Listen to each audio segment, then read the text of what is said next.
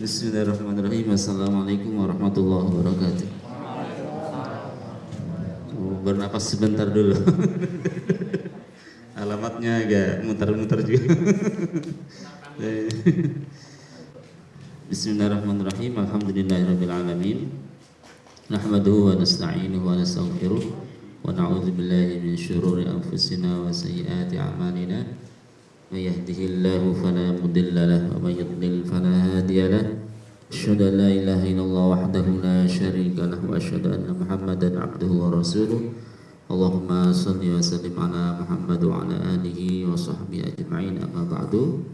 Kepada Pak Arif sebagai tuan rumah, Bapak RT kalau ada yang mewakili, dan semua tokoh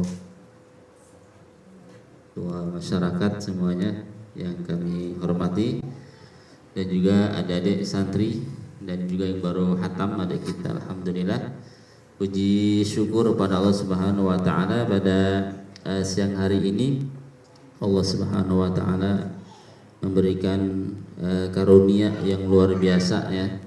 Ini adalah kenikmatan yang terbesar ya. Kenikmatan seseorang bisa menyelesaikan hataman Al-Quran.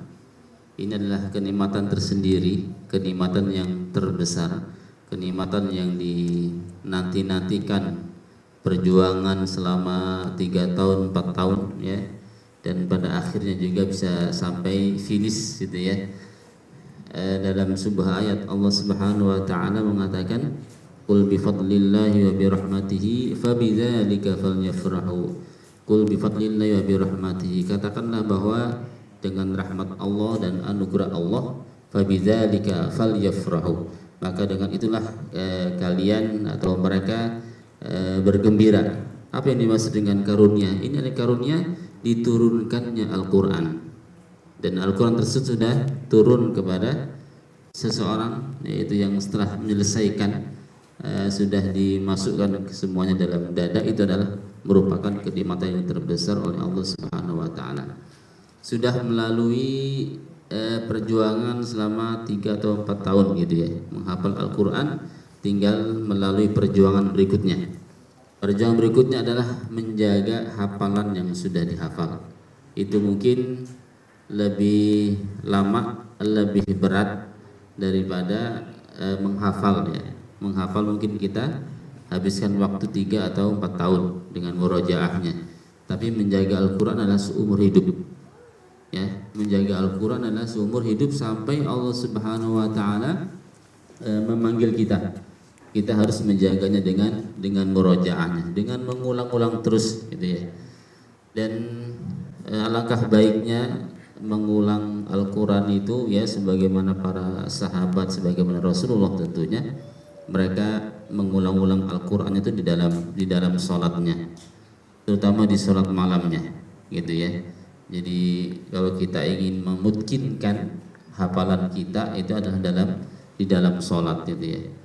Dan Rasulullah melakukannya di dalam sholat, dan itu menjadi rutinitas Rasulullah dan para sahabat, bahwa mereka itu menyelesaikan bacaan Al-Qur'annya dalam sepekan sekali saja. Kalau dihitung rata itu kurang lebih sehari semalam itu 4 juz setengah. Nah, kapan Rasulullah orang sibuknya kayak gitu memurojaahnya? Pada malam harinya. Pada malam hari dalam salatnya.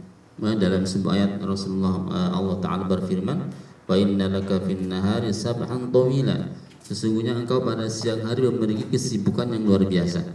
Jadi kalau siang hari sudah susah untuk murojaah, maka pada malam harinya, pada malam hari itulah Rasulullah menghabiskan waktunya, misalnya bersenang-senang di dalam sholatnya, karena dalam hadisnya waju'ilat qurrata aini fi sholat, dan dijadikanlah penyujuk hatiku itu di dalam sholatnya. Itulah Rasulullah. Kapan Rasulullah bersenang-senang istirahat yang sesungguhnya, yaitu di dalam sholatnya itu. Maka Rasulullah memperpanjang sholat malamnya itu ya. Kalau kita lihat seberapa panjangnya sholat Rasulullah, diperhatikan saja di surat Al-Muzammil di akhir ayat itu, inna rabbaka ya'lamu annaka taqumu adna min sulusayil lail. Kadang Rasulullah melaksanakannya 2/3 malam. 2/3 malam itu berapa? Kalau malam itu 9 jam atau 10 jam, berarti Rasulullah 2/3-nya berapa? Kurang lebih 4 jam setengah, ya, 4 jam setengah kurang lebih ya. Atau sepermalamnya berarti kalau 9 jam 6 jam ya, 2/3 malam itu 6 jam ya. Atau sepermalam kurang lebih 4 jam setengah. Dan paling pilihan terakhir yang paling minimal Rasulullah melaksanakan sulusul lail 3/4 malam. Berarti kalau malam 9 jam, karena dihitung malam itu setelah isya, salat malam itu kurang lebih 9 atau 10 jam. Nah, Rasulullah melaksanakan kurang lebih 3 jam lebih lah gitu ya. Itu pas saja untuk murojaah dapat 4 atau 3 juz, 1 jam 1 juz, berarti kan 3 juz lebihnya dicicil di siang atau pagi hari. Itu dilakukan oleh Rasulullah ya. Dan itu yang dilakukan oleh Rasulullah adalah standar manusia, bukan standar Rasulullah ya. Mulai dalam ayat itu kan sering saya ingatkan di surat Az-Zariyat, innal muttaqina fi jannati wa 'uyun innahum kanu qabla dzalika innahum akhizina ma atahum rabbuhum innahum kanu qabla dzalika muhsinin kanu qalilan minal laili ma yahja'un Jadi para orang bertakwa, penghuni surga itu di malam harinya tidurnya sedikit gitu ya. Minal laili ma yahja'un gitu ya. Jadi benar-benar sedikit tidur malamnya itu. Nah, itu yang dilakukan oleh Rasulullah seperti itu. Jadi murojaahnya Al-Qur'an, apalagi kalau kita di pesantren, di asrama ya, kalau cuma 5 juz itu sedikit sekali sebenarnya. Karena kita fokus di dalam Al-Qur'an ya. Kalau sudah selesai hafalan, sehari enggak sampai 5 juz itu sudah keterlaluan itu. Karena di asrama, di pesantren enggak ada kesibukan gitu ya. Kecuali kalau sudah di rumah gitu ya. Kalau sudah di rumah sudah banyak kegiatan ya, ya mungkin agak berat, tapi bisa dilakukan gitu ya, bisa dilakukan. Jadi kalau dan sholat yang terbaik itu, dan itu juga dilakukan oleh Rasulullah, adalah sebagaimana sholatnya Nabi Daud. Bagaimana sholat Nabi Daud malam itu? Beliau membaginya menjadi 3 bagian juga. Jadi setengah malamnya beliau tidur ya, kurang lebih 4 jam beliau istirahat, kemudian sepertiganya untuk sholat malam kurang lebih 3 jam, kemudian nanti tidur lagi 1 jam setengahnya untuk tidur lagi. Itu yang dilakukan oleh Nabi Daud. Jadi Rasulullah mengatakan sholat yang terbaik adalah sholat yang dilakukan oleh Nabi Daud. Puasa yang terbaik adalah puasa yang dilakukan oleh Nabi Daud. Itu cara Nabi Daud sholat malamnya. Jadi tidur dulu, nanti bangun. Ya mungkin kalau kita hitung sekarang itu kurang lebih kita bangun jam 1 misalnya gitu ya.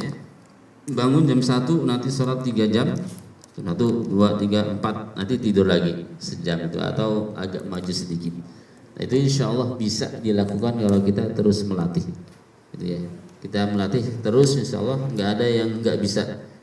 Al-Quran aja bisa dihafal gitu ya. Nah, sekarang kita yang sudah hafal gitu ya, kalau ingin cepat lancar, ingin cepat mungkin begitu caranya ya. Sholat malam murojaahnya di dalam sholat gitu ya. Bapak Ibu sekalian dan para santri sekalian, Imam Syatibiyah mengatakan dalam sebuah bait syairnya, wa inna kitaballahi awsaqu syafi'in wa ghina'an wahiban mutafaddilan.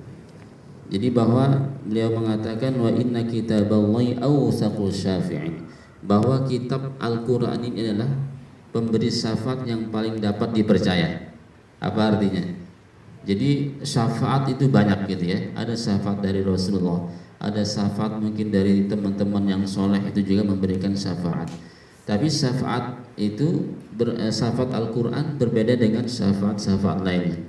Kalau syafaat Al-Quran itu dia memberikan bantuan syafaat kepada temannya, kepada orang yang dibantunya, tidak sampai menyentuh api neraka, menghalanginya sampai tersentuh api neraka.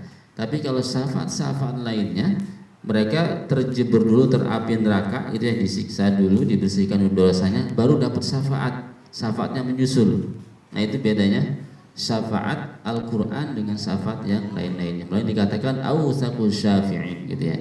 Jadi beruntung kita yang sudah disekolahkan, dipondokkan oleh kedua orang tua kita, sehingga kita menghafal Al-Quran ya. Nah, ini menjadi penyemangat juga yang masih proses dalam menghafal Al-Quran. Semuanya bisa gitu ya, semuanya bisa, dan ini dipegang bahwa Al-Quran adalah syafaat yang paling terpercaya ya. Syafaat Al-Quran akan menyelamatkan kita nggak sampai tersentuh api neraka. Itu syafaatnya Al-Quran. Kalau syafaat-syafaat lainnya mereka dianu dulu gitu ya, orang mukmin yang banyak dosanya dibersihkan dulu, setelah itu baru mendapat syafaat, baru dientas dari api neraka. Tapi kalau syafaat Al-Quran enggak. Kemudian beliau mengatakan wa aghna ginain. Jadi orang yang menghafal Quran itu wa aghna ginain, orang yang paling kaya di dunia ini. Ya, jangan disangka bahwa orang yang terkaya itu orang banyak hartanya di dunia ini. Justru orang yang terkaya di dunia ini orang yang sudah menabung hafalan Al-Qur'annya seluruhnya di dalam dadanya.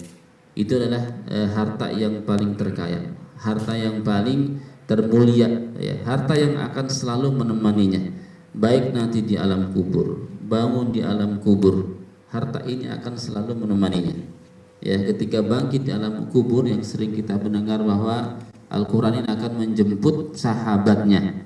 Ya, ketika pertama kali terbuka itu alam kubur, ketika semua orang bangun dari alam kubur, tumbuh dari alam kubur, yang pertama kali menjemput kita adalah Al-Quran yang kita baca di dunia ini. Hina yanshaqul qabr. Ya, Al-Quran yang menjemput dan memperkenalkan diri. Kamu kenal saya enggak, kata Al-Quran gitu ya. Jadi Al-Quran yang sekarang kita baca diam saja gitu ya. Enggak bisa berbicara, enggak bisa apa, karena dia kalamullah. Kalian masih tapi nanti di hari kiamat ya, di hari kiamat Al-Quran yang kita baca, yang kita hafalnya akan menjelma, entah bentuknya kayak apa, yang jelas bentuknya indah gitu ya. Itu akan menjemput sahabat-sahabatnya, akan menjemput teman-temannya ketika bangkit dari alam kubur, dijemputnya gitu ya. Kenal nggak kamu, kata Al-Quran itu. Dia nggak kenal karena baru bangun, bingung ya, mungkin tidur di alam kubur selama berapa ratus tahun gitu ya, bingung gitu. Tiba-tiba kalau ada orang datang memperkenalkan diri gitu ya, karena dia tidak kenal, diulang-ulang, akhirnya Al-Quran terus terang, saya adalah sahabatmu, saya Al-Quran yang dulu siang-siang engkau baca, malam engkau baca ya, maka sekarang ini saya sebagai pendamping ya. Maka setelah itu setelah proses tersebut akhirnya kedua orang tuanya kecipratan pahalanya juga gitu ya, amin gitu. Jadi kedua orang tuanya langsung diberikan, mendapatkan kehormatan dari Allah Subhanahu wa taala, diberikan mahkota. Orang tuanya penasaran ya, bertanya, ini kenapa saya diberi penghormatan seperti ini ya. Dikatakan kepadanya, ini adalah karena anakmu yang hafal Al-Quran dan mengamalkannya. Jadi orang tuanya pun mendapatkan penghormatan yang luar biasa, mahkota. Dan mahkota itu kalau kita melihat perjalanan hadis ini gitu ya, itu diberikan bukan di saat di sorga, tapi belum ke sorga, sebagai pertanda gitu ya, sebagai ciri khas orang yang hafal dan kedua orang tuanya gitu ya. Itu orang tua yang wallahu alam, apakah itu di alam mahsyar atau di mana, yang jelas itu alam gaib, nggak tahu gitu ya. Tapi kalau melihat hadisnya itu dia bukan setelah di sorga. Proses hadis di alam kubur, kemudian ditanya, kemudian orang tuanya dikasih mahkota, ya pada saat itulah wallahu alam gitu ya.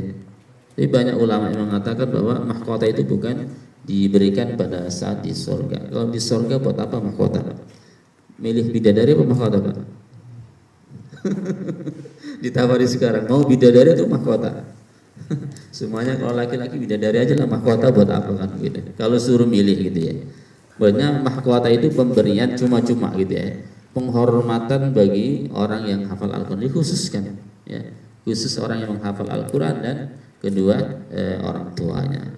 Nah ini adalah salah satu ya, adik-adik sekalian, salah satu birrul walidain misalnya, berbakti kita kepada orang tua kita, memberikan kebahagiaan untuk kedua orang tua kita, nggak ada dengan cara lain. Ini satu-satunya terbaik. Bagaimana kita membahagiakan, bagaimana kita membalas budi kedua orang tua kita, kita siap menghafal Al-Quran agar kita bisa memberikan penghormatan, hadiah yang terbesar buat kedua orang tua kita, yaitu hadiah di akhirat, bukan hadiah di dunia. Orang tua di dunia nggak butuh hadiah dari adik-adik sekarang, udah cukup hidupnya, sudah tua, sudah ingat mati, buat apalagi hadiah gitu ya, nggak butuh sudah. Yang dibutuhkan adalah hadiah yang terbaik, hadiah yang terbesar ketika di akhirat, ketika bertemu Allah Subhanahu wa taala, yang bisa membantu anak dan orang tuanya ketika bertemu Allah Subhanahu wa taala. Wallahu a'lam bishawab. Ini saja bisa disampaikan, semoga yang sedikit ini ada manfaatnya. Assalamualaikum warahmatullahi wabarakatuh.